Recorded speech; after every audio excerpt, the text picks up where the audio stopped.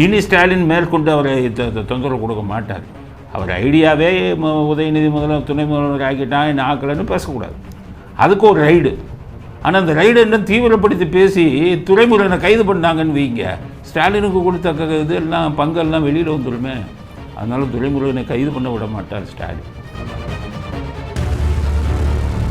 ஞானசேகரன் ஜெயிலில் இருக்கான். காவல்துறை 10 நாள் போலீஸ் கஸ்டடி கேட்டுருக்காங்க. ஞானசேகரனா போலீஸ் கையில் கொடுத்துடாதீங்க. அவனை மிரட்டி சிறப்பு புலனாய்வு குழு சொன்னால் எதுவும் சொல்லாதன்னு மிரட்டிடுவாங்க. அதனால் போலீஸ் பாதை எடுக்கிறதுக்கு முன்னாடி புலனாய்வு குழு ஞானசேகரனை கஸ்டடியில் எடுங்க. இந்த ஆவணம் சிக்கி இருக்கிறது. இந்த ஆவணத்தில் முதலமைச்சர், இந்த அமைச்சர்கள் யார் யார் இது பண்ணாங்களோ அவர்கள் மேல் வழக்கு தொடர்வதற்கு எங்களுக்கு அனுமதி கொடுங்கன்னு கொடுங்க கவர்னர்கிட்ட. எப்படி தான் கொடுக்கணும்?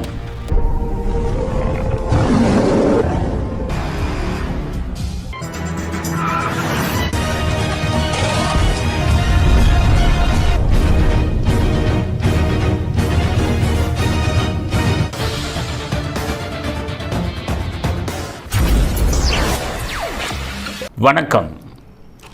இன்றைய அரசியல் ஆடுகளம் என்ன சொல்கிறது அப்படிங்கிறத பார்க்கலாம்.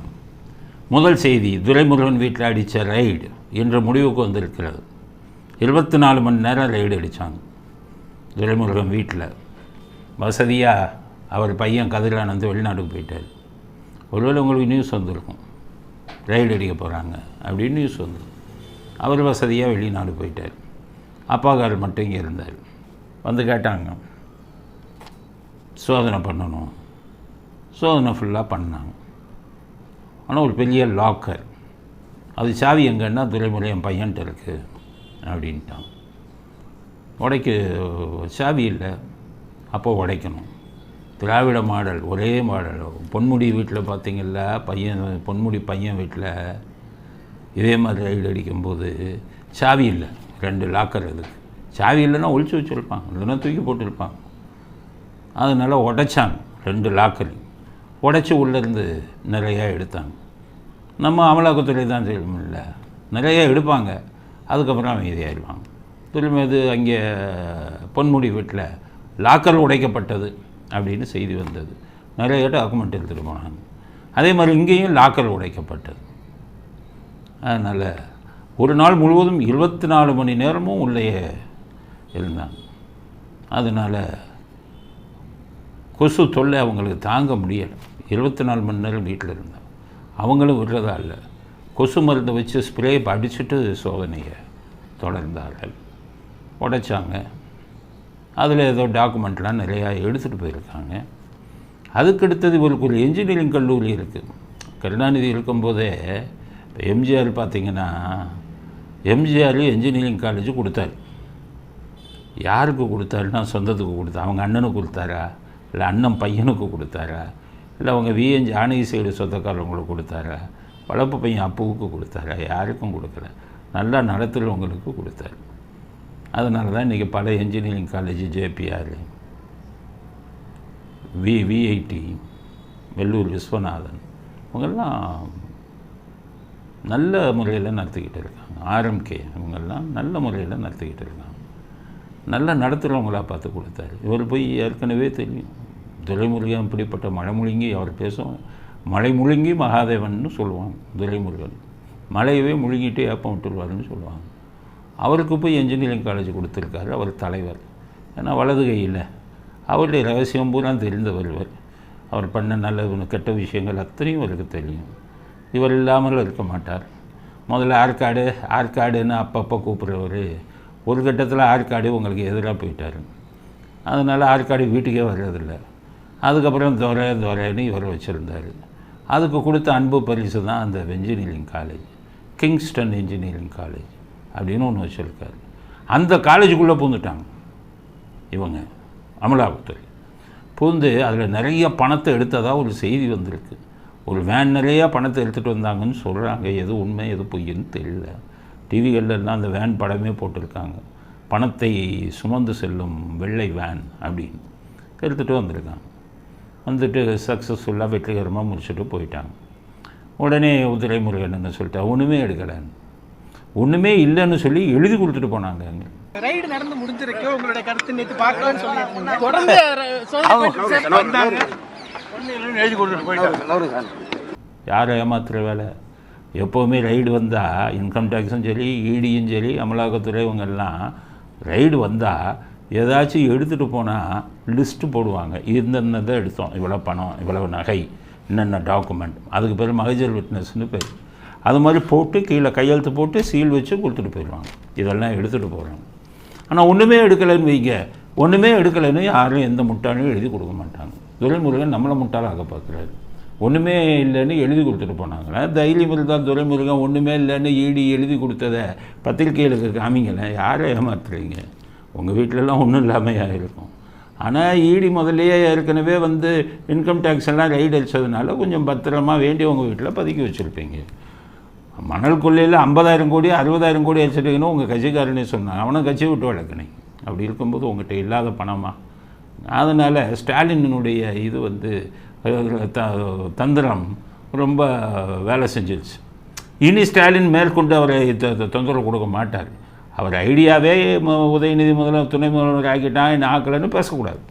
அதுக்கு ஒரு ரைடு. ஆனால் அந்த ரைடு என்ன தீவிரப்படுத்தி பேசி துரைமுருகனை கைது பண்ணாங்கன்னு வைங்க, ஸ்டாலினுக்கு கொடுத்த இதெல்லாம் பங்கெல்லாம் வெளியில் வந்துடுமே. அதனால் துரைமுருகனை கைது பண்ண விட மாட்டார் ஸ்டாலின். பயமுறுத்துறதுக்கு ஒரு ரைடு ஒழுங்காரு. அவர் இப்போ இது பண்ணிட்டார். ஸ்டாலின் காலில் போய் சாஷ்டாங்கமாக விழுந்துட்டார். நான் பார்த்துக்கிறேன், நீங்கள் கவலைப்படாதீங்க அப்படி. அண்ணன்னு தான் கூப்பிடாரு. நான் பார்த்துக்கிறேன் என்ன, நீங்கள் கவலைப்படாதீங்க அப்படின்னு சொல்லிட்டு அனுப்பிட்டார். அதனால் இனிமேல் எதுவும் நடக்காது, யாரையும் எதிர்பார்க்காதீங்க. இதன் அடிப்படையில் எந்த நடவடிக்கையும் துரைமுருகன் மேலே இருக்காது. அவ்வளவுதான். பொன்முடிக்கு வந்த மாதிரி இதோட அது முடிஞ்ச மாதிரி இதுவும் அதோட முடிஞ்சிடும். அப்பப்போ ரைடு இது வரும், அவ்வளோதான். இதில் இதை பார்த்து பயந்துக்கிட்டு பாஜக தலைவர்களோட திமுக மந்திரிகள்லாம் பேசிக்கிட்டு இருக்காங்க. என்னென்னா என் வீட்டுக்கு ரைடு வராமல் பார்த்துக்கங்க, எத்தனை கோடி வேணாலும் கொடுக்குறேங்கிறாங்க பாஜகக்காரங்க. ஏன்னு கேட்டிங்கன்னா சசிகலாவுக்கு இந்த இதெல்லாம் பண்ணது பாஜகவை சேர்ந்த ஒருத்தர் இருக்கான். அவர் எனக்கு நல்லா தெரியும். அவர்கிட்ட பல கோடிகள் கைமாறி தான். நிர்மலா சீதாராமன் பணம் வாங்க மாட்டாங்க, ஆனால் அவங்க மற்றவங்களுக்கு செஞ்சு கொடுப்பாங்க. செஞ்சு கொடுத்தா பாஜகக்காரங்களுக்கு அவன் கோடிக்கணக்கில் சம்பாதிச்சிருவாங்கல்ல. அப்படித்தான் அவங்க சசிகலாவுக்கு இங்கே இருக்கக்கூடிய பாஜக பிரமுகர்கிட்ட பணத்தை கொடுத்து அவரை நிர்மலா சீதாராமன் ரெக்கமெண்டேஷன் பண்ண உடனே எல்லா சொத்தையும் திரும்பி கொடுத்துட்டாங்க. அதே எதுக்காகத்தான் அந்த வானதி சீனிவாசன்லாம் நிர்மலா சீதாராமன் மேலே ஏன் அவ்வளோ பயப்படுறாங்க தெரியுமா? அந்த இவங்களை அன்னபூரணி ஹோட்டல் இவங்க பேசினவரை கூட்டிகிட்டு போய் மன்னிப்பு ஏன் கேட்க வச்சாங்கன்னா, நிர்மலா சீதாராமன் நம்மளை தப்பாக நினச்சிட்டா நம்ம நாளைக்கு கொடுக்குற ரெக்கமெண்டேஷன்லாம் செஞ்சு கொடுக்க மாட்டாங்களே, அதில் பல கோடி சுருட்டிக்கிட்டு இருக்கோமே அப்படிங்கிறது தான். அதனால் இப்போ திமுக மந்திரிகள் பூரா பாஜக தலைவர்களை யார் செல்வாக்கானாலும் அவங்கள காண்டாக்ட் பண்ணிக்கிட்டே இருக்காங்க. நான் எத்தனை கோடி வேணாலும் கொடுத்துட்றேன், எனக்கு பிரச்சனை வரக்கூடாது. ஏன்னா சவுக்கு சங்கரிக்க கோடிக்கணக்கில் ரூபா கொடுத்தவங்க இல்லை அவங்க. கேநீர் போன்ற சீனியர் மந்திரிலே சவுக்கு சங்கருக்கு கோடிக்கணக்கில் ரூபா கொடுத்துருக்காங்க, கான்ட்ராக்ட் எல்லாம் கொடுத்துருக்காங்க. ஏன்னு கேட்டிங்கன்னா லஞ்ச ஊழலை பற்றி பேசாத. இங்கே எப்படின்னா லஞ்ச ஊழலை ஈடி வந்துடக்கூடாதுன்னா ஸ்டாலினுக்கு தெரியாமலேயே ஒரு பெரிய குரூப்பு அங்கே பாஜக தலைவர்கள்ட்ட காண்டாக்ட் பண்ணி பணம் எவ்வளோனாலும் வாங்கிக்க அப்படின்னு சொல்லி என்ன கிட்டக்க வரக்கூடாது அப்படின்னு ஒரு பெரிய க்யூவே நிற்கிறாங்க. க்யூவில் முதல்ல நிற்கிறவர் கேஎன் நேரு, அடுத்தது கேஎஸ்எஸ்ஆர், தங்கம் தென்னர், லஞ்சம் வாங்கின பயலுங்க பூரா போய் க்யூவில் நிற்கிறாங்க. அதனால் பார்ப்போம். பாஜகவும் தான் நான் சொல்லிட்டேன்ல, ஒரே குட்டையில் ஊதிய மட்டை. பாஜக ஒன்றுடைய பி டீம் எல்லா வேலையும் பண்ணுவான், அப்புறம் ஜமாதிக்கு வந்து சாமி கும்பிடுவான். எல்லா வேலையும் பண்ணுவான், நாணயத்தை வெளியிடுவான், எல்லா வேலையும் பண்ணுவான், வருங்காலத்தில் பாரத ரத்னான்னு கொடுத்துருவான். கேட்டால் அவங்க இவங்களை இது மதவாத கட்சியும்பாங்க. அவங்க இவங்ககிட்ட கேளுங்க, அவங்க இப்போ திமுகவை எதிர்த்து போராட்டம்லாம் பண்ணுவாங்க. ஆனால் எல்லா உதவிகளும் செய்து விடுவார்கள். அதனால் இந்த ரைடில் மேற்கொண்டு எதுவும் நடக்காது அப்படிங்கிறத நீங்கள்லாம் புரிஞ்சுக்கணும் அப்படிங்கிறது தான் அடுத்த செய்தி. அடுத்தது நம்ம கிண்டி அது பேசாமல் இருக்க முடியாது, என்ன நடந்துக்கிட்டே இருக்குது. கிண்டி இன்ஜினியரிங் காலேஜ் சிறப்பு புலனாய்வு குழு விசாரிக்கிறாங்க. அங்கிருந்து ஒரு முக்கியமான நியூஸ் வந்துருக்கு. என்னென்னா, அந்த பெண்ணை போய் பாதிக்கப்பட்ட பெண்ணை போய் விசாரிக்கும்போது அவங்க என்ன கேட்டாங்க, ஏமா ஊர் பூரா சாரு அந்த சாருங்கிறாங்களே, ஆனால் அந்த கமிஷனர் மட்டும் அந்த சாருன்னு யாருமே இல்லை, அவன் பேசவே இல்லை, ஃப்ளைட் மோட்டில் வச்சுருந்தான். அது மாதிரி யார்கிட்டையும் பேசலைன்னு கமிஷனர் சொல்கிறாருமா, அதனால் உண்மை என்னன்னு தெரியணுமே அப்படின்னு அந்த பெண்ணு 2 விஷயத்த சொல்லிட்டாங்க. முக்கியமான விஷயத்த என்னென்னா, அவன் ஃபோனில் பேசுனது உறுதி, என் முன்னாடி தான் பேசினான், சாருன்னு பேசினான். அப்போ கமிஷனர் சொன்னது முடிஞ்சு போச்சு. கமிஷனருக்கு இனி மரியாதை இருக்குமா? இப்படிப்பட்ட ஒரு இது பாதிக்கப்பட்ட பெண்ணே ஃபோனில் பேசுனாங்கன்னு சொல்கிறாங்க. ஆனால் நீங்கள் ஃபோனில் பேசலை, ஃப்ளைட் மோட்டில் வச்சுருந்தான், சாருன்னு யாருமே இல்லை. கடவுளே மன்னிக்க மாட்டாங்க, எல்லாத்துக்குமே பதில் சொல்லணும். இன்றைக்கி பெரிய பதவியில் இருக்கீங்கலாம் நினைக்காதீங்க. இறைவனுடைய தண்டனை உங்களுக்கு சொந்த குடும்பத்தில் இது வரும். அந்த பாதிப்பு இப்படியெல்லாம் பண்ணக்கூடாது. பதவி கையில் இருக்குதுன்னு சொல்லி குற்றவாளிகளை காப்பாற்றலாமா காவல்துறை? அந்த பொண்ணு சொல்லிச்சே, என்ன பதில் சொல்கிறீங்க? கமிஷனருக்கு தான் கேட்குறேன். அது சொல்லிட்டாங்களே, அவன் ஃபோனில் பேசுனாங்கிறாங்களே. இன்னும் செய்தி அவன் 2 ஃபோன் வச்சுருக்கான்னு வந்ததை வாயவே திறக்கலையே நீங்கள். 2வது அந்த பொண்ணு அதிர்ச்சியான செய்தி ஒன்று சொல்லுது. என்னென்னா, அந்த சார்கிட்ட நீ கூட இருக்கணும்னு சொன்னான்னு சொல்லி புலனாய்வு குழுவில் சொல்கிறான். எப்படிப்பட்ட இதை மறைச்சிருக்காங்க பாரு. ஸோ புலனாய்வு குழுவே ஷாக் ஆகி போயிட்டாங்க. இதை பூரா வெளியில் மறைச்சிருக்காங்க போலீஸ். இப்போ ஹைகோர்ட்டு மட்டும் இந்த புலனாய்வு குழுவை நியமிக்கலைன்னா அவ்வளோதான். போலீஸ்காரன் நல்லவனை கெட்டவனை நல்லவன்பான், நல்லவனை பிடிச்சி உள்ளே போடுவான். மிக மிக கேவலம். காவல்துறைக்கே தலை குனிவு. காரி துப்புறாங்க தமிழ்நாடு. இது காவல்துறையோட மரியாதையே போச்சு. காவல்துறை என்ன செய்யும்? இந்த மாதிரி அதிகாரிகள் தவறாக பயன்படுத்தினா. அதுக்கடுத்தது நான் ஏற்கனவே சொன்னேன், எப்போவுமே போலீஸ் உங்களை பிடிச்சா உங்கள் கையில் இருக்கிற மொபைல் ஃபோனை தான் பிடுங்குவோம். நீ யார்கிட்ட பேசுனேன், இது பண்ண. சவுக்கு சங்கரை பிடிக்கும்போது பிடிச்சிட்டான். பிடிச்சிட்டு வருண்குமாரை வர சொல்லி எல்லாம் உட்காந்து என்ன வேலை பார்த்தாங்கன்னா, எவன் என்னடா வீடியோ வச்சுருக்கான், இது வச்சுருக்கான்னு உள்ளே இருக்கிற வீடியோவை பூரா எடுத்தாங்க. இப்போ ஞானசேகரனை பிடிச்ச அடுத்த நிமிஷம் ஃபோனை பிடுங்கியிருப்பாங்க. உள்ளே நிறைய வீடியோ இருந்திருக்கும், ஆபாச வீடியோ எடுத்திருப்பாங்க. ஆனால் என்ன சொல்லி வாயை திறக்கவே இல்லை, எதுவுமே பறிமுதல் பண்ணலை. இப்போ என்ன பண்ணிட்டாங்க புலனாய்வு குழு, அவன் ஃபோனில் இருந்து பல ஆபாச படங்களை எடுத்திருக்காங்கன்னு வருது. அதில் சில பேரெல்லாம் கண்டுபிடிச்சிருக்காங்க, அவங்ககிட்டெல்லாம் பேசியிருக்காங்க. அதில் பெண்களுடைய ஆபாச படமெல்லாம் இருக்குது. வீட்டுக்கு போய் இவன் உபயோகித்த லேப்டாப் எடுத்திருக்காங்க, அதில் பல விஷயம். எல்லாத்தையும் போலீஸில் செய்யணும். பிடிச்சிட்டு உள்ளே விட்டுட்டு அவனுக்கு நல்ல மென்னு சர்டிஃபிகேட்டை கொடுத்து அந்த பெண்ணை பைத்தியக்காரர், அந்த பெண்ணுக்கு லூஸ் பிடிச்சி போச்சுன்னு சொல்கிற அளவுக்கு வந்துட்டாங்கல்ல. அந்த பெண்ணு சொல்கிறதெல்லாம் போய் இன்றைக்கி புலனாய்வு குழுவில் அவ்வளவும் வந்துருச்சு. ஸோ இப்போ இது பண்ணிக்கிட்டு இருக்காங்க. 3-4 பேர் அதில் அடையாளம் கண்டுபிடிச்சிட்டாங்க. இப்போ அறிக்கை விட்டுருக்காங்க. வேறு பாதிக்கப்பட்ட பெண்கள் இருந்தால் உடனே எங்கள் சிறப்பு புலனாய்வு குழுவுக்கு தெரிவியுங்கள், உங்கள் ரகசியம் பாதுகாக்கப்படும். ஏன்னா அவன் போலீஸ்கிட்ட போனால் முதல்ல பேரை போட்டு எஃப்ஐஆர் போட்டு உள்ளே வெளில தள்ளிடுவான்.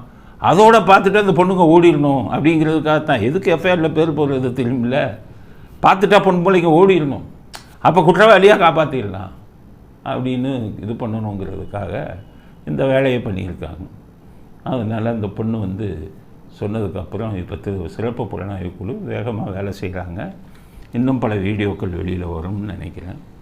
அதனால் அந்த சாருங்கிறவரை எப்படியும் புலனாய்வு குழு பிடிச்சிருவாங்க அப்படிங்கிற நம்பிக்கையும் கொஞ்சம் கொஞ்சமாக ஏற்பட்டிருக்கு. இதில் எப்படியாச்சும் ஸ்டாலின் இதை அப்படியே திசை திருப்புறதுக்கு வேறு எதையாச்சும் ஒரு பிரச்சனையை கிளப்பி விடுவார். அதனால் யாரும் திசை திரும்பாதீங்க, எல்லோரும் இந்த செய்திகளை பார்த்து கொண்டிருங்க. ஹைகோர்ட் இதை சரியான முறையில் இதை பார்த்துக்கிட்டு குற்றவாளியை அந்த சாரை எப்படியாச்சும் ஹைகோர்ட்டு சிறப்பு புலனாய்வு குழு மூலமாக இது பண்ணணும்.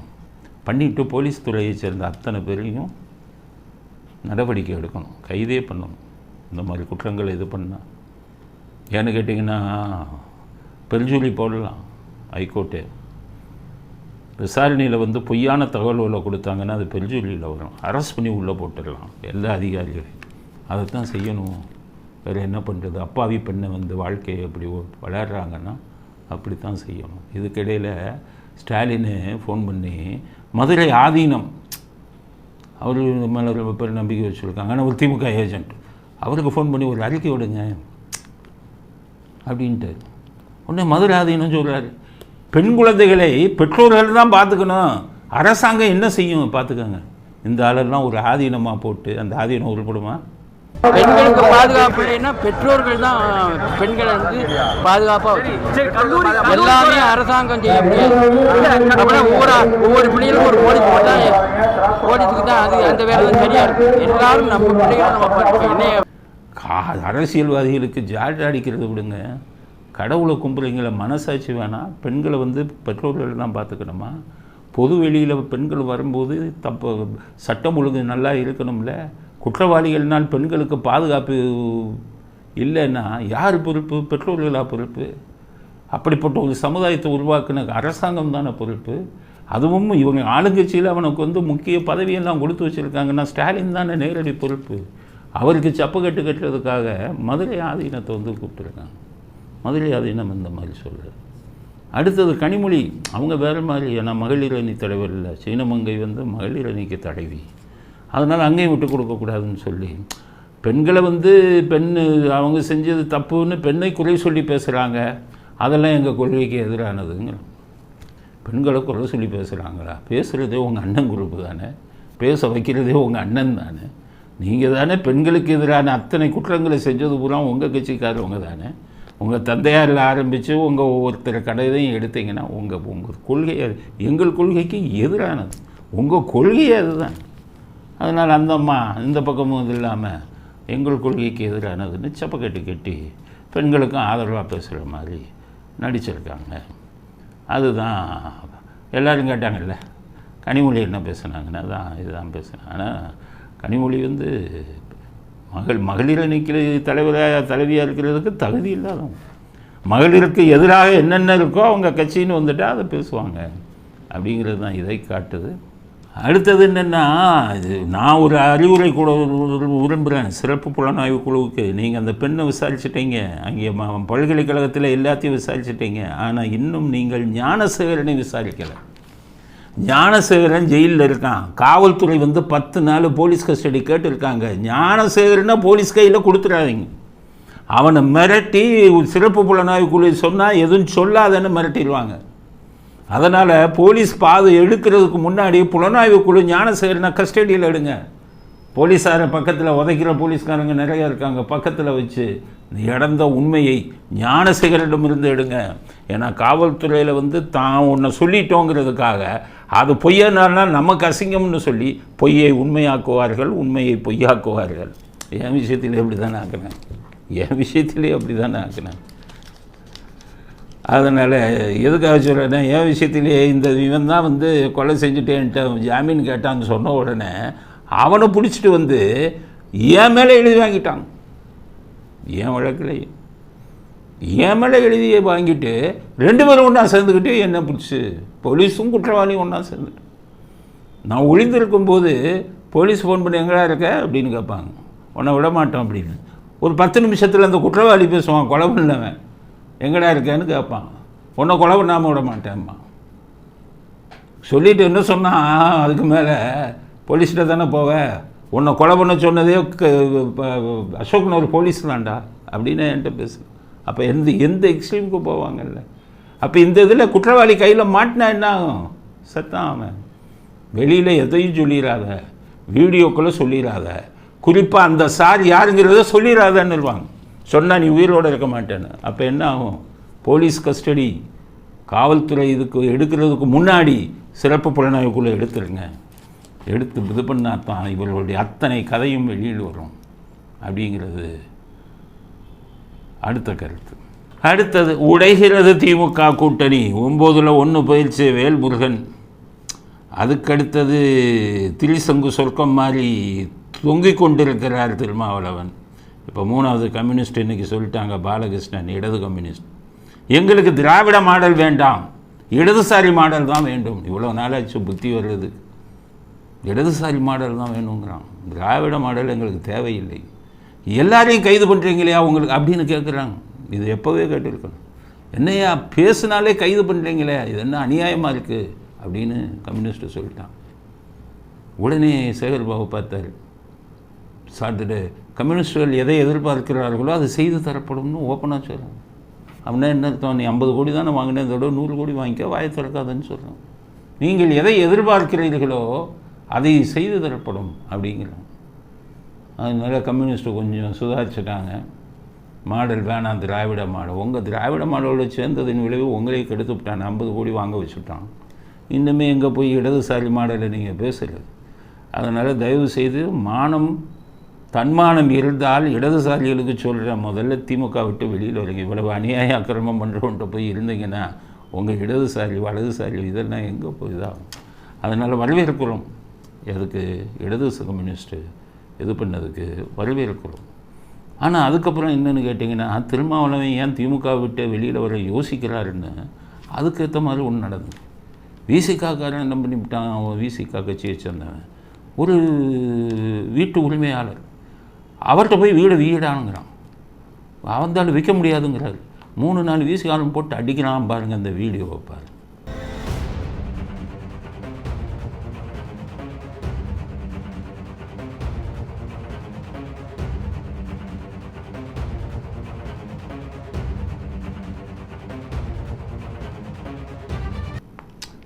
அப்போ இப்போ புரியுதா விசிகா ஏன் திமுகலே இருக்கான்னு? ஆட்சியில் இருக்கிறவரை அவன் பண்ணுற அட்டூழியத்துக்கு பூரா கண்டுக்காமல் இருக்கணும்.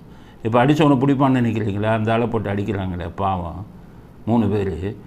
கடைசி வரை இந்த 3 பேரை பிடிக்க மாட்டாங்க. அதுதான் குற்றவாளிகளின் ஆட்சி, கிரிமினல் கேங்கு. அதுக்கு தலைவர் உங்கள் ஸ்டாலின். இதே தான் நடந்துக்கிட்டு இருக்கு. விசிகாவை எல்லாம் இது பண்ணி என்ன அக்கிரமம் பண்ணாலும் சரி எல்லா போலீஸ் ஸ்டேஷன்களையும் இது நடந்துக்கிட்டு இருக்கு.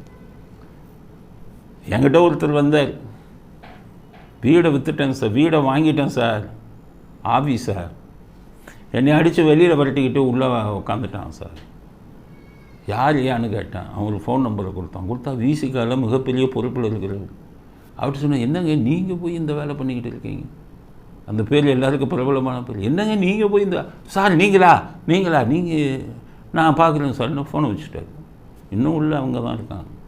அப்போ விசிகாவுடைய அந்த தொண்டர்கள் பூரா அவங்களுக்கு செய்யக்கூடிய சமூக விரோத செயலுக்கு பாதுகாப்பு போலீஸ் கண்டுக்கக்கூடாது. அப்போ ஸ்டாலினோட கூட்டணி சேர்ந்தால் தான் முடியும். அதுக்காகத்தான் இருக்காங்க. அதனால் அவங்க விசிகாவை துரத்துனா கூட அவன் போக மாட்டான். ஆட்சி இருக்கும் வரை அங்கே தான் இருப்பான். காங்கிரஸும் அப்படி தான். இவர் நம்முடைய ஈவிகே சிலவங்க இறந்துட்டார். ஈரோடு கிழக்கில் முதல் நின்னது ஈவிகே சம்பத்துடைய முதல் பையன். அவர் இறந்ததுனால ஈவிகே இளங்கோன்னு வந்தார். இன்றைக்கி தீர்மானம் போட்டிருக்காங்க காங்கிரஸில், ஈவிகே இளங்கோ இருந்தான், அவருடைய 2வது பையன் இருக்கான், அவனுக்கு சீட்டு கொடுன்னு போட்டான். ஆக வாரிசு அரசியல் திமுகவில் தான் இருக்குது. காங்கிரஸில் மேல் மட்டத்தில் இருக்குன்னா கீழ்மட்டத்துக்கும் வந்துச்சு. இங்கேயும் வாரிசு அரசியல். அடுத்த எம்எல்ஏ அவர் தான். அவர் ஒரு ஸ்டாலின் அவனை நிற்க வச்சு ஒரு 400 கோடி ஊரை கொள்ளை வச்ச பணம் இருக்குல்ல வச்சு ஜெயிக்க வைப்பார். ஜெயிக்க வச்சு வாரிசு அரசியல் இங்கே இப்போ அங்கே தான் வாரிசு அரசியல். நேரு குடும்பத்தை விட்டு இன்னும் காங்கிரஸ் வரவே இல்லை. நேரு, அதுக்கப்புறம் இந்திரா காந்தி, அதுக்கப்புறம் சஞ்சய் காந்தியை கொண்டு வந்தாங்க. நல்ல வேளை நாடு காப்பாற்றப்பட்டது. ஃப்ளைட் ஆக்சிடெண்ட்டில் செத்தார். அதுக்கடுத்தது பைலட்டு ராஜீவ்காந்தி பிரதமரானார். அவர் செத்ததுக்கப்புறம் இவங்க சோனியா காந்தி ட்ரை பண்ணாங்க. அது உங்களுக்கு அப்துல் கலாம் தடுத்து நிறுத்தினார். அதனால் இப்போ மறுபடியும் ஒரு ராகுல் காந்தியை கொண்டு வராங்க. போதாக்குறைக்கு இவங்க பிரியங்கா காந்தியும் கொண்டு வந்துட்டாங்க. பிரியங்கா காந்தி பசங்களை இப்போவே கொண்டு அறிமுகப்படுத்துகிறாங்க. ஆக காங்கிரஸ் மேலே தான் இந்த வாரிசு அரசியல் இருக்குன்னா, இப்போ தமிழ்நாட்டிலையும் வாரிசு அரசியல். ஈவிகே சிலங்கம் செத்தா என்ன பெரிய பையன் இல்லைன்னா சின்ன பையன் அப்படின்ட்டு அவங்களும் கொண்டு வந்துட்டாங்க. அதனால் இப்போ காங்கிரஸ் எதுக்கு இருக்கான் தெரியுது அவங்களுக்கு. இந்த மாதிரி சீட்டு வாங்குறது, எலெக்ஷனில் நிற்கிறது, திமுக உதவி செய்வாங்க அப்படிங்கிறதுக்காகத்தான் நிற்கிறான். அதனால் இந்த கூட்டணி 9ல் கடைசி மிஞ்ச போகிறது காங்கிரஸ் மட்டும்தான் திமுகவில் இருப்பார்கள். இந்த முஸ்லீம் லீக்கில் ஒரு 2-3 பேர் இருக்கான், இவங்க தான் இருப்பாங்க, மற்றவங்கெல்லாம் கலந்துட்டு வெளியில் வந்துடுவாங்க அப்படிங்கிறது தான் நம்முடைய அடுத்த கருத்து. அடுத்தது குஷ்புவை கைது பண்ணாங்க. குஷ்புவை கைது பண்ணோடனே குஷ்பு மேலே ஸ்டாலினுக்கு பயங்கரமான கோபம் ஏற்கனவே. ஏன்னா குஷ்பு திமுகவில் இருக்கும்போது ஸ்டாலினுக்கு பிடிக்கவே பிடிக்காது. நம்ம அப்பா கண்ணில் போய் இந்த மாதிரி ஆளுகளெல்லாம் காட்டுறாங்களே, அவர் ஏற்கனவே ஒரு மாதிரி ஆள், இதுங்க போச்சுன்னா எதையாச்சும் போய் சொத்துக்கிட்டு அது இதுங்களுக்கு எழுதி வச்சுருவாருன்னு ஒரு பயம். அதனால் குஷ்பு திமுகவில் இருக்கும்போது ஸ்டாலின் முறைப்பவரை வந்தாலே திட்டுவார். ஒரு தடவை நியூ இயருக்கு குஷ்பு போனாங்கன்னு சொல்கிறாங்க. கூட இருந்தவங்க சொன்னாங்க. ஹாப்பி நியூ இயர்னு ஒன்று கருணாநிதி சுற்றி இருக்கிறவங்க எல்லாம் மறந்துட்டு அப்படியே கையை பிடிச்சிக்கிட்டு கையை விட மாட்டேன்ட்டார். அவங்களே சரின்னு ஒரு மாதிரி ஆகிட்டு அவங்க பாவம், அவங்க திருமணமாக 2 குழந்தைங்க இருக்கிறவங்க, பொது வாழ்க்கையில் இருக்காங்க, சினிமாவில் இருக்கிறதுனால அழகாக இருப்பாங்க. அதுக்காக அரசியல்வாதி போனாலெல்லாம் கையை பிடிச்சானா என்ன ஆகுறது? அவங்க அப்படியே இது பண்ணிட்டு வந்துட்டாங்க. ஸ்டாலினுக்கு நியூஸ் போச்சு, எப்படியாச்சும் துரத்தணுமேனு சொல்லி ஸ்டாலின் தான் குஷ்புவுக்கு ரொம்ப தொந்தரவு கொடுத்து துரத்தினார். இவர் துரத்தினாருன்னு தான் அப்புறம் அவங்க காங்கிரஸுக்கு போனாங்க, இப்போ பிஜேபிக்கு போயிட்டாங்க. இப்போ போராட்டம் நடத்தினாங்க வெண்டி விஷயமாக, அவர்கள் தலைமையில் போராட்டம். ஸ்டாலினுக்கு ஃபோன் பண்ணாங்க போலீஸ், சார் குஷ்பு அவர்கள் அவங்க தலைமையில் சில பாஜகக்காரங்கள்லாம் இன்றைக்கி போராடுறாங்க சார் அப்படின்னு. அப்படியா, ஆட்டு மந்தையில் ஆடன்ட்டார் கோவத்தில். அவன் போலீஸ் பார்த்தான், யாரையுமே இந்த மாதிரி போராட்டம் பண்ணால் கல்யாண மண்டபத்தில் தானே அடைப்போம், அப்புறம் சாயங்காலம் விடுதலை பண்ணிவிடுவோமே. சௌமியா அன்புமணியை கூட கல்யாண மண்டபத்தில் தானே வச்சோம், அதுக்கு முன்னாடி போராடினவங்க எல்லாத்தையும் கல்யாண மண்டபத்தில் வச்சுட்டு தானே சாயங்காலம் விடுதலை பண்ணோம். சீமானா கூட கல்யாண மண்டபத்தில் வச்சு சாயங்காலம் விடுதலை பண்ணுவேன். இவர் என்ன குஷ்பு போய் ஆட்டு மந்தையில் அடங்கன்னு சொல்கிறாருன்ட்டு இவர் ஏதோ கோவத்தில் சொன்னார் இல்லாமல் போலீஸ்காரன் போய் ஆட்டு மந்தை எங்கடா இருக்குன்னு தேடினான். எங்கேயோ ஒரு இடத்துல பிடிச்சி குஷ்புவையும் கூட கொண்டு போய் ஆட்டு மந்தை உள்ளே விட்டு ஆடையும் அவங்களையும் சேர்த்து அடைச்சிட்டோம்.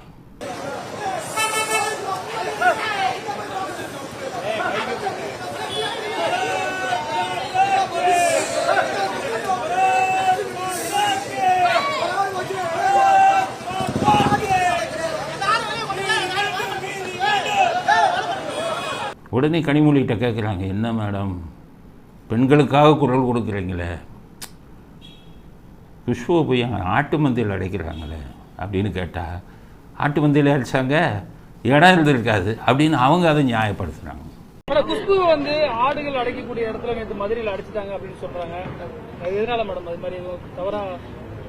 எனக்கு ஆடுகள் அடைக்கக்கூடிய இடத்துல ஆடுகளை விட்டுட்டு ஏன் மனுஷங்களை அடைக்க போகிறாங்க? ஆக ஆடோட ஆடா சேர்த்து குஷ்பு மேலே இருக்கிற கோபத்தில் குஷ்புவை பழி வாங்கணும்னு சொல்லி ஸ்டாலின் அவர்கள் எல்லா பாஜகக்காரர்களையும் ஆட்டு மந்தையில் அடிச்சிருக்காங்க அப்படிங்கிறது அடுத்த செய்தி. அடுத்தது சீமான் ஒரு விஷயம் பண்ணியிருக்கார். சீமான் நல்லது பண்ணால் நாங்கள் ஆதரிப்போம், அவரோட முழு உடன்பாடு எங்களுக்கு கிடையாது. அவர் இஷ்யூ அடிப்படையில் தகுதியின் அடிப்படையில் அவர் ஏதாச்சும் செஞ்சால் கரெக்டுனா கரெக்ட், அப்படின்னு தப்புனா தப்புன்னு தான் சொல்லுவோம். இன்றைக்கி ஒரு சரியான விஷயத்தை பண்ணியிருக்காரு. அவங்க தமிழ் தேசியம்னு சொல்லி ஒரு புத்தகத்தை ரிலீஸ் பண்ணியிருக்காங்க. அப்போ விழா ஆரம்பிக்கும் போது தமிழ்த்தாய் வாழ்த்து போகும். சீமான் என்ன பண்ணிட்டாரு, நம்ம எப்பவும் தமிழ்த்தாய் வாழ்த்து பாடுவோம்ல, நீராறும் கடல் உரிது, அந்த பாட்டு பாடாதுன்ட்டார். ஏன்னா அது கருணாநிதி உருவாக்குனது. கருணாநிதி பாவம் அவர் எழுதினவர், அந்த எழுதினவர் வரியில் இவர் இஷ்டத்துக்கு கட் பண்ணி அதை ஒரு இதாக உருவாக்குனார். திராவிட நல் திருநாடும், திராவிடம் வரணுமா, அதனால் அந்த தமிழ்த்தாய் வாழ்த்தை எடுத்து திராவிடத்தை போட்டு மற்றதெல்லாம் கட் பண்ணி எடிட் பண்ணி ஒரு இது கொடுத்தார்.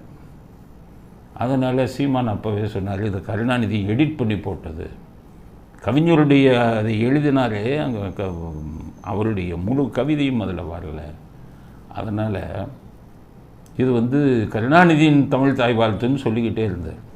அதனால் இப்போ தமிழ் தேசியம் புக்கில் என்ன பண்ணிட்டாரு, பாண்டிச்சேரியில் ஒரு தமிழ் தாய் வாழ்த்து போட்டாங்க, திராவிடம்ங்கிற வார்த்தையே இல்லை, அதை எடுத்து போட்டார். பாருங்கள் அந்த இதில் தமிழ் தாய் வாழ்த்து வேற ஒரு பாட்டு வரும். தமிழ் தாய் வாழ்த்து. வாழ்வினில் செம்மையை செய்பவள் நீயே, மாண்புகள் நீயே, என் தமிழ் தாயே, வீழ்வாறு வீழாது காப்பவள் நீயே. எல்லாம் குதிக்கிறான் திமுக காரன் போகிறான். அது எப்படி அது கருணாநிதி கொடுத்தது, நாங்கள் போடுவாங்களா? எல்லாம் தமிழ்த்தாய் வாழ்த்துங்கிறது பொதுவான ஒரு இதுவாக இருக்கணும். கருணாநிதி கொடுத்ததெல்லாம் போடுவாங்களா? நாங்கள் வேறு தமிழ்த்தாய் வாழ்த்து போடுறோன்னு அவர் சொன்னது சரி. இனிமேல் அதை ஏன்னா அதில் வெறும் தமிழ் மட்டும்தான் வாழ்த்துறாங்க, திராவிடத்தை வாழ்த்தவில்லை. அதனால் சீமான் செய்தது சரி. இனிமேல் எல்லா தமிழர்களும் நீங்கள் உங்கள் விழா நடத்துனீங்கன்னா தமிழ்த்தாய் வாழ்த்து, பாண்டிச்சேரி வாழ்த்து அவர் போட்டிருக்காரு, அதை போடுங்க. தமிழ்த்தாய் வாழ்த்தில் இல்லைன்னா தமிழ்த்தாய் வாழ்த்து போட்டிங்கன்னா அந்த திராவிட உச்சல வங்கான்னு இருக்கிற அதில் திராவிடத்தை மட்டும் கட் பண்ணிட்டு போடுங்க. அதனால் கருணாநிதி உருவாக்கிய காரணத்தால் அந்த தமிழ்த்தாய் வாழ்த்து தன்னுடைய பெருமையை இழந்து விட்டது. அதனால் கருணாநிதிக்காக நல்ல அந்த பாடலை நம்ம வந்து வெறுக்க வேண்டியதாக இருக்குது, ஒதுக்க வேண்டியதாக இருக்குது. அதனால் சீமானுக்கு எங்களுடைய முழு ஆதரவு.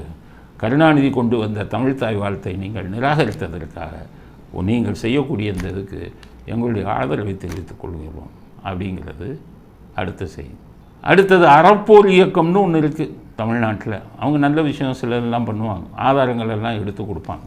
இப்போ ஒரு ஆதாரத்தை எடுத்துட்டாங்க, அதானி விஷயம், நிலக்கரி இறக்குமதி, இதில் வந்து கொஞ்சம் ஆதாரத்தை எடுத்துட்டாங்க. ஆதாரத்தை எடுத்துட்டு அது வரை கரெக்டாக பண்ணாங்க. ஆதாரத்தை எடுத்துட்டு, அதாவது அரசாங்கம் லஞ்சம் வாங்கினாங்க, மந்திரிகள் லஞ்சம் வாங்கினாங்க, எடுத்துட்டாங்க. அதுக்கப்புறம் தப்பாக பண்ணிட்டாங்க. என்னென்னா அந்த ஆதாரத்தை எடுத்து கொண்டு போய் லஞ்ச ஒழிப்புத்துறைகிட்ட கொடுத்து புகாராக கொடுக்குறாங்க. அவங்க தான் மாவட்ட செயலாளராச்சு, திமுகவின் மாவட்ட செயலாளர் லஞ்ச ஒழிப்புத்துறை. செந்தில் பாலாஜி மேலே கேஸை போட்டால் பாவம் 100 பேர் 200 பேர் 1000 பேருக்கு அளவில் பணத்தை கொடுத்து ஏமாந்துருக்கான்னு கேஸை போட்டால் அவங்க பணத்தை அந்த லஞ்ச ஒழிப்புத்துறையும் அந்த சிசிபியும் சேர்ந்து பணத்தை எவன் கொடுத்தானா அவனை புறம் குற்றவாளி ஆக்கினாங்க. இப்படி மாவட்ட செயலாளராக செயல்பட்டுக்கிட்டு இருக்கிறவன்ட்டே போய் ஸ்டாலினை பற்றி அரசாங்கத்துக்கு எதிராக இருந்த ஆவணங்களை கொடுக்கலாமா? அடிப்படை விஷயம் தெரியலையா? அதனால் அறப்போர் இயக்கத்துக்கு சொல்கிறேன், அந்த 2 ஆவணம் வச்சுருக்கீங்கல்ல, நேராக கவர்னரை போய் பாருங்கள். இந்த ஆவணம் சிக்கி இருக்கிறது. இந்த ஆவணத்தில் முதலமைச்சர், இந்த அமைச்சர்கள் யார் யார் இது பண்ணாங்களோ அவர்கள் மேல் வழக்கு தொடர்வதற்கு எங்களுக்கு அனுமதி கொடுங்கன்னு கொடுங்க கவர்னர்கிட்ட. எப்படி தான் கொடுக்கணும்? அவன்கிட்டே போய் கொடுக்கலாமா? இன்றைக்கி இருக்கிற போலீஸ்கிட்ட அவன் தான் ஜாடரை அடிக்கிறவனாச்சு, அங்கே போய் கொடுங்க. எடியூரப்பா மேலே ஒரு இது வந்தது, மோசடி, 2 வக்கீல் கொடுத்தான், பொய்யா இது லஞ்ச ஒழிப்புத்துறையிலையா கொடுத்தான், நேராக கொண்டு போயிட்டான். எங்கே? கவர்னர்கிட்ட. எடியூரப்பா மேலே ஆதாரத்துடன் இருக்க அனுமதி கொடுங்கன்னு கவர்னரை அனுமதி கொடுத்தார். எடியூரப்பா பதவி விலகினார். அது மாதிரி பண்ணுங்க. எவன்கிட்ட போய் இது திருடனுக்கு துணையாக இருக்கிறவன் திருடன்ட்டே போய் கொடுத்தீங்கன்னா இப்படி. அதனால் அறப்போர் இயக்கத்துக்கு சொல்கிறேன், நல்ல விஷயத்தை செய்கிறீங்க, சட்டப்படி சரியாக செய்யுங்க. கவர்னர்கிட்ட போய் கொடுங்க. கவர்னர் முன் அனுமதி கொடுப்பாரு. முன் அனுமதி கொடுத்தாருன்னா போலீஸில் கொடுக்கக்கூடாது, ப்ரைவேட் கம்ப்ளைண்ட், தனி புகாரா 200 CRPCயில் மேஜிஸ்ட்ரேட் கோர்ட்டில் போடுங்க. ஜெயலலிதாவுக்கு அப்படி தான் கருணாநிதி பண்ணார். அதே வேலையை நீங்கள் பண்ணிவர்களெல்லாம் குற்றவாளி ஆக்குங்கள். அதனால் ஆதாரத்தை கிடைச்சதுக்கப்புறமா அது தவறாக சட்டம் தெரியாமல் நீங்கள் இது பண்ணிக்கிட்டு இருக்கீங்க அப்படிங்கிற கருத்தை உங்களுக்கு தெரிவிச்சுக்கிட்டு உடனடியாக கவர்னரை சந்தித்து முன் அனுமதி கேளுங்கள் அப்படிங்கிற கருத்தை இறுதி கருத்தாக பதிவு செய்ய விரும்புகிறோம். இத்துடன் இன்றைய அரசியல் ஆடுகளம் நிறைவு பெறுகிறது. மீண்டும் நாளை புதிய செய்திகளுடன் உங்களை சந்திக்கிறோம். நன்றி, வணக்கம், ஜெய் ஹிந்த்.